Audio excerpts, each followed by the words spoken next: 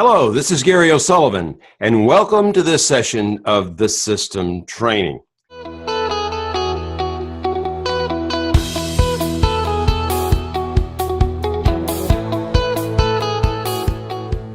If there is one thing, one thing that impacts everything in the sales profession, if there's one thing that's going to get you in more selling situations and more pre-need presentation opportunities than anything else, if there's one thing that's going to affect your personal income more than anything else, if there's one thing that is going to give you the opportunities to help more families secure peace of mind and protection through pre-planning, which is our real passion of what we do in the pre-need sales aspect of this business.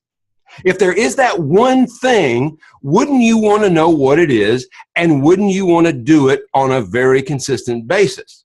Well, I would hope so. And let me tell you what that one thing is. That one thing is prospecting. That's right, prospecting. Getting people to talk to and then going and talking to those people once you get those appointments set. But you know what? You aren't going to get those appointments set if you don't prospect. If you don't get on the phone and talk to people, if you don't go to the doors, if you don't work in the communities, whatever prospecting avenues you use, you must use them consistently and you must do them effectively. So those are two real keys. Now, the problem is that most people understand that one thing. They know that basic philosophy and concept that if they don't have people to see, then nothing else really matters.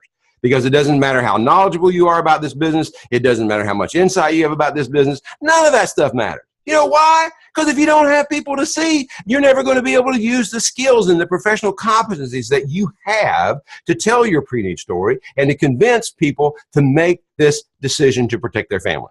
And when you don't do that, you don't get paid. Okay. So prospecting is the key that unlocks the treasure chest to all your success. All the exceptional salespeople are also exceptional prospectors, and they do it on a very, very consistent basis.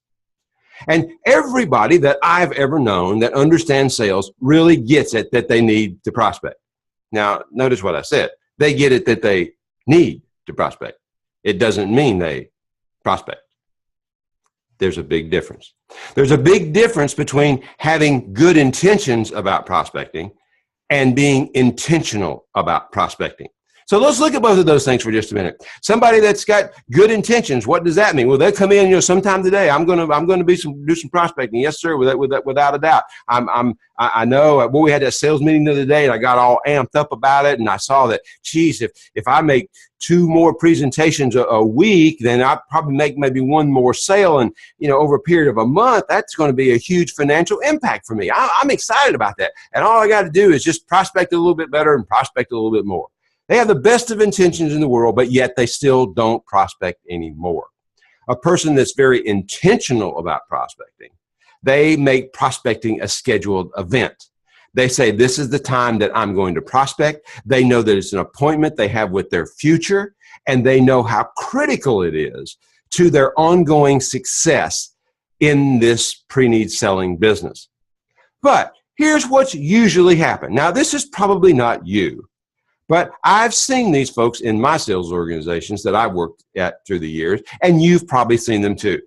Let's say that they had a sales meeting and it was all about prospecting and the importance and showing that, with this many calls, you'll set this many appointments, and this many appointments, you'll make this many presentations, and this many presentations, you should make this many sales. And it's a simple mathematical process, and you see that, and then you realize, this is all I got to do to make 1 more sale a week, or even 1 more sale a month, whatever it may be, and what that would mean to you financially. And they get all excited about it. They get all amped up about it. And then they come into the office the next day with this greatest of intentions and say, you know what? That meeting yesterday, I got it. I know they've been talking to me about it ever since I got here, but I finally got it. Now I know what prospecting is. Now I know why prospecting is so important. So I just want to tell everybody here in the office today, I want you to know, hey, all you, listen to me. Listen up, okay? I'm speaking at you.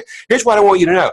I'm going to become a prospecting maniac. That's right. I'm just going to be prospecting like crazy. And I'm starting today. You know what? I'm going to get over there. I'm going to sit down, and I'm going to tell you what. Well, I'm going to wave at you now. You know, my hand looks normal. But you know what? When I wave at you tomorrow, it's going to look like that. You know why? Because that's how many times I'm going to dial the phone. Yeah, that's what my hand's going to look like. Because I'm going to just dial. That's what I'm going to do. But before I do that, I'm going to go get all my little cards ready. I'm going to get everything set up. I'm going to color coordinate my cards because I'm going to have those red hot leads. I think I got these at Walmart last night. I got these really cool red cards and this gold pen I'm going to write with because, you know, it means gold to me. So I'm going to write it in gold. So I'm going to do all that and I'm going to sort all those out and know exactly who I'm going to call and all that kind of stuff.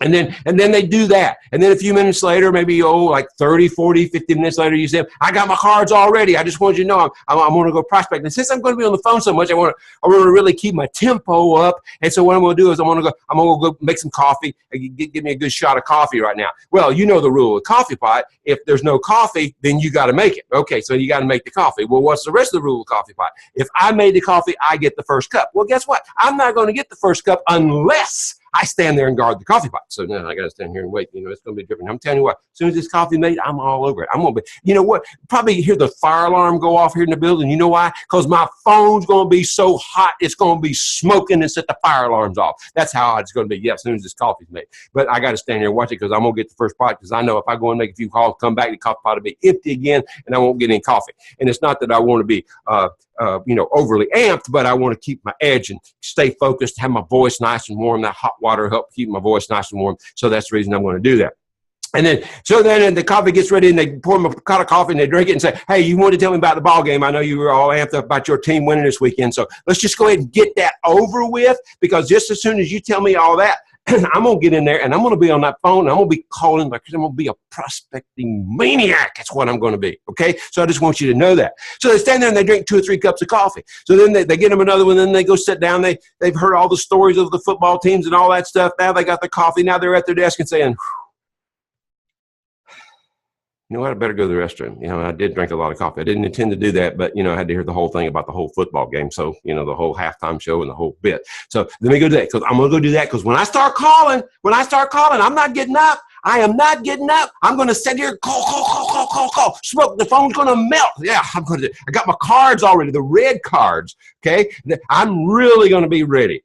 So they go to the restroom and they come back and they get ready. Now they got their cards up. And you know what they've been doing? They've been doing this. They've been seeing this sign in their mind. The sign's been just creeping up. You know what? Because they've been getting ready. They've been getting ready because they're going to be prospecting because they've been getting ready to prospect. But the problem is they're always getting ready to get ready. And they never quite get it done. Because the rest of that story is now they go to the restroom and they come back and they go, okay, now I'm ready. Cup of cards, cup of coffee, been to the restroom. I'm ready. It's 11:45. Well, I don't want to prospect right now. Well, I don't want to interrupt their lunch. So I certainly wouldn't want to prospect the lunch. They're going to be out to lunch. I'm going to miss them. They're probably taking the grandkids out. I'm going to miss them. You know what? But come 1 o'clock, I'm going to be all over it. I'm going to be that prospecting maniac at 1 o'clock. That's what I'm going to be doing. So I'm just telling everybody, nope, I didn't get it done this morning, but I'm telling you, I got the best of intentions because at 1 o'clock, I'm telling you, I'm locking my door. I'm not going to be available. I just wanted you to know that. And you know what happens at 1 o'clock? The same thing with different excuses. They're always getting ready to get ready, but they never get ready. You see, we have to be careful as salespeople because we can convince ourselves and we believe ourselves. So we tell ourselves something, we go, you're right, Gary. You're absolutely right. You're a very wise man. We justify things to ourselves. We explain things to ourselves. And one of the reasons we don't prospect is we don't like dealing with rejection. Well, I'm not saying you should like rejection, but I'm saying this about rejection. The greater the challenge, the greater the reward is what the free enterprise system says. And because you get the rejection, you have the opportunity to make higher commissions than if everybody you called or contacted bought it. So that's not necessarily a bad thing. The other thing about the rejection is it's not that bad when you know how to respond. We only get about 3 to 4, maybe 5 different types of objections. That's it. And you should know how to respond and keep the conversation moving forward. But you need to realize if you are one of those people that have good intentions to prospect, always getting ready to get ready, but never seem to get ready. You need to figure out what you need to say to yourself to get ready. I want to encourage you to make prospecting a scheduled event, a very specific time every day that you're working to get new leads, turn them into prospects, and set appointments. I want you to really be thinking about that and be committed to that, because here's what I know. That is the key to your financial success. Do you have to do the other things right? Make a professional, ethical, caring, compelling presentation? Absolutely. Do you have to know the personal planning guide? Yes. Do you have to handle the warm-up correctly? Yes. Do you have to do the transitions? Yes. Do you have to know your products and services? Yes. Do you need to know how to manage the objections that you'll get at the end of the sales process? Yes. But guess what? You can know all that. You can be the best in your company. But if you don't have anybody to see, then it really doesn't matter.